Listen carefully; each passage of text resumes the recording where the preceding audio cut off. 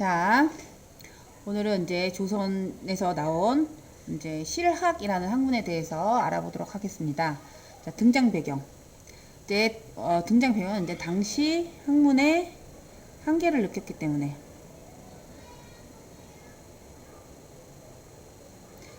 그렇다면 그때 당시의 학문이 뭔가? 당시 학문. 우리가 조선 건국할 때 조선은요, 성리학을 기반으로 한 유교 중심의 사회라고 했어요. 그래서 중요하게 여긴 게 4단. 인의 예지, 그치? 인의 예지. 그리고 그런 종류에 대해서 이제 생각하고 논의하는 그런 학문이 중심이었단 말이야. 하지만 그것은 우리가 그때 백성들이 살고 있는 실제 생활과는 조금 거리가 있었어요. 당장에 배고파서 굶어 죽게 생겼는데 인의 예지 따지게 생겼냔 말이죠. 그래서 이제 이 당시 학문의 한계를 느끼고 이제 실학, 실용적인 학문, 우리 실제로 도움이 되는 우리 생활에 도움이 되는 학문을 연구하자 해갖고 실학이에요. 현실 문제, 현실 문제에 관심을 갖는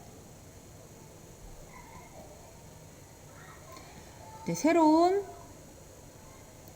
학문의 필요성을 느꼈죠. 그래서 이제 농업에서 우리가 실제로 백성의 삶에 도움이 되는 거, 토지 제도를 개혁하자 막 이렇게 주장을 하고, 새로운 농사 기술을 보급해야 한다. 이런 종류의 주장이 막 나왔어요. 토지 제도의 개혁 같은 거는 이제 예를 들어서 농민은 이제 농사를 짓는 사람인데 자기 땅이 없으면 농사를 못 짓잖아요. 그러면 양반이 가진 땅을 대신 경작을 해줘. 그걸 소작농이라고 하죠. 그러면 양반은 이 땅이 원래 내 거였으니까 도지를 받아가겠다. 임대세 같은 거죠. 월세 같은 그런 거를. 그래서 수확한 작물의 되게 많은 부분을 가져가요. 그러면 이 사람은 1년 내내 농사를 지느라고 고생은 죽도록 했는데 먹고 살 게 넉넉지 않아지는 거죠. 이런 식이다 보니까 어떻게 하면 농민들이 더 편안하게 살 수 있을까? 막 농민에게 그러면은 토지를 골고루 나눠주자.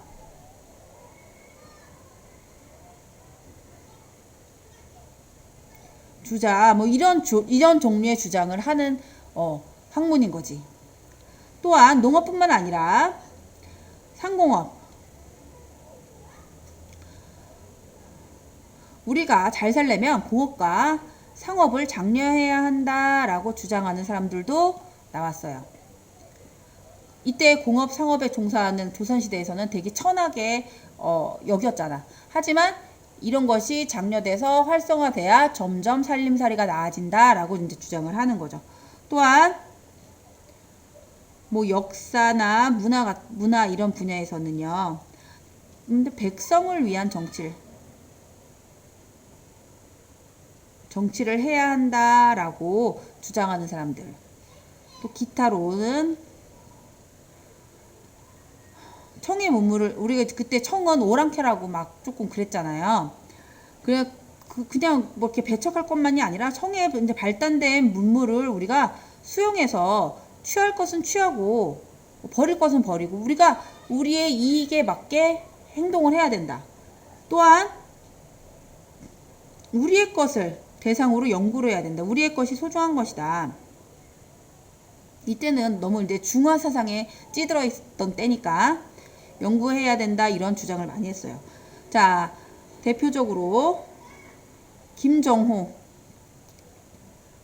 알죠? 뭐를 만들었어요? 대동여지도.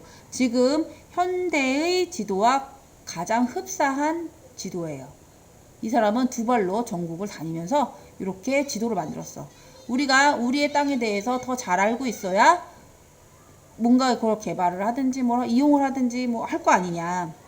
또한 정약전은 자산어부라는 책을, 자산어부, 이 물고기 어자예요. 그 자기가 유배를 가갖고 거기 그 바닷가에 우리의 물고기는 어느 종류가 있는지 그런 거에 대해 연구한 책이에요. 또한 유희의 업문지, 유득공, 이 책이에요. 발해고 라는 책에서 각각 이제 백성을 위해서 우리가 어떻게 해야 되는지를 주장을 합니다. 이제 이렇게 선생님이 언급을 했지만 따로 언급을 하는 실학의 대표 주자 정약용이 있죠. 선생님이 준 독서 목록에도 이 사람의 책이 있어요. 자, 이 사람은 이제 경세유표라는 책에서 토지제도를 개혁하자. 또한 인재를 신분 때문에 막 인재인데도 활용을 못하는 건 안 된다. 인재를 고루 활용하자. 또한 목민심서라는 책에서는 지방의 관리가 지켜야 할 내용을 담았어요. 또 거중기를 만들어서 수원, 화성, 건설에 사용을 해요.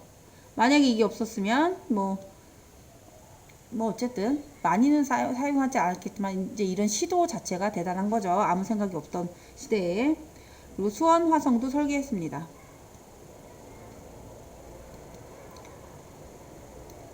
그렇다면 이 실학이 정치에 미친 영향은 어떨까?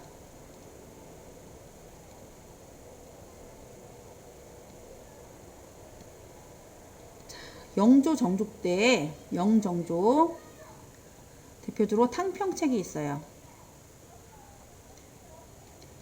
이거는 인재를 골고루 등용하자는 정책이에요. 또한 정조 때 규장각을 설치합니다. 이 규장각에서는 뭘 하냐? 학문을 연구하고 국정을 논의하며 또한 왕실 도서관의 역할을 해요. 또 정조 때 경제 발전에 힘을 써요.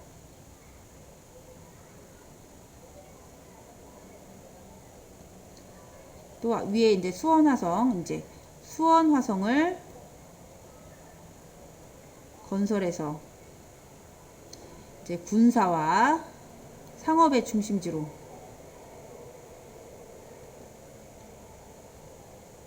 또 왕권 강화의 상징이 되기도 했습니다. 여기서는요,